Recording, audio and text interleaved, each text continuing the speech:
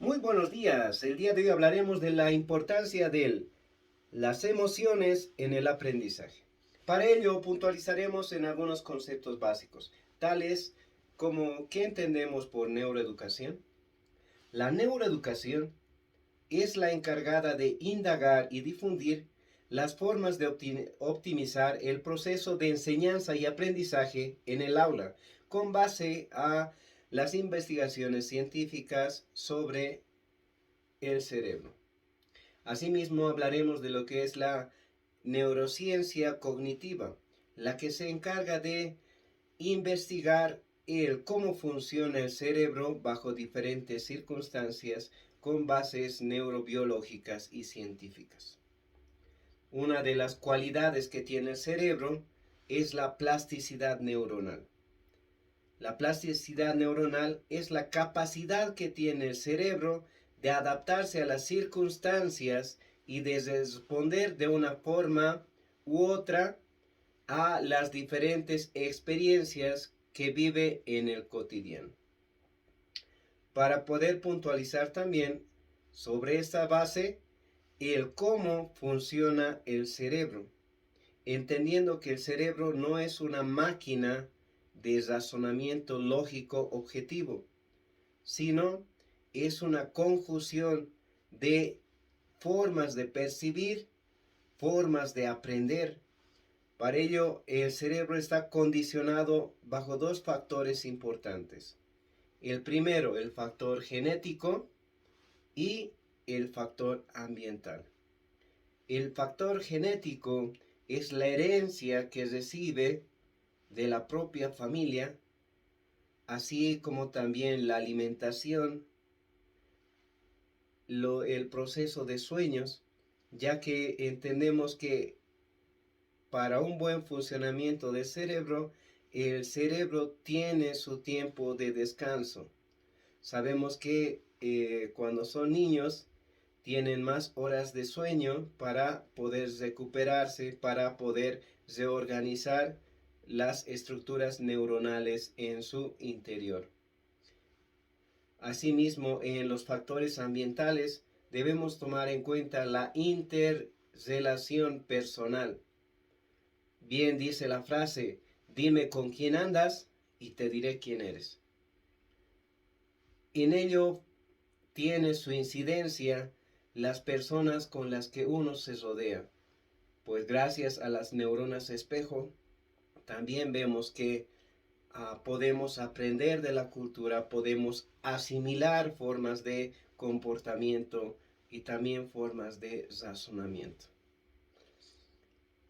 Para poder puntualizar en la importancia de las emociones para el proceso de aprendizaje, debemos tomar en cuenta que el cerebro es un músculo que debe ejercitarse a diario, es un músculo que requiere alimentación, es un músculo que funciona mejor cuando se siente cómodo en el ambiente en el que se desenvuelve. Es por ello que vamos a ver uno de los factores importantes, el factor motivacional para el aprendizaje. Para que se pueda generar este factor motivacional, debemos recordar lo que nos dice la doctora Begoña. Solo nos acordamos lo que aprendimos con alguna emoción, sea positiva o sea negativa. Y lo que decía Ricardo Castañón en su libro Cuando las palabras hieren. Las palabras pueden construir, pueden alentar, pueden motivar, así como también pueden destruir. Uno de los ejemplos clásicos de una experiencia personal que les puedo comentar es al salir del colegio en inicial, una niña de lo más ilusionada va y le dice, mami, mami, se acerca y le dice, mamá, mira este dibujo que hice, mira, te lo hice para ti. Y la madre le dice, pero ¿qué es esto? ¿Tan feo? Yo te he enseñado así, tienes que hacerlo mejor, tienes que practicar, ¿no podías hacer algo mejor? En este ejemplo podemos ver la importancia de las palabras para poder motivar un talento, para poder generar una forma de aprendizaje. Esta niña, después de estas palabras, ya no va a querer saber más de arte, no va a querer saber más de pintar, porque en lugar de generarle una sensación de placer, le genera una sensación de dolor, de angustia, de haber fracasado, frustración. Es por ello que debemos recordar que para el aprendizaje es un binomio el razonamiento y las emociones. Ambas van juntas. Las emociones son el pegamento que nos permite aprender.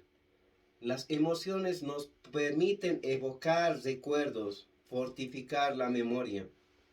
Asimismo, las emociones son las que nos mueven a curiosear, despiertan la curiosidad en los niños para que estos mismos busquen aprender más de aquello que le hemos dado como semilla.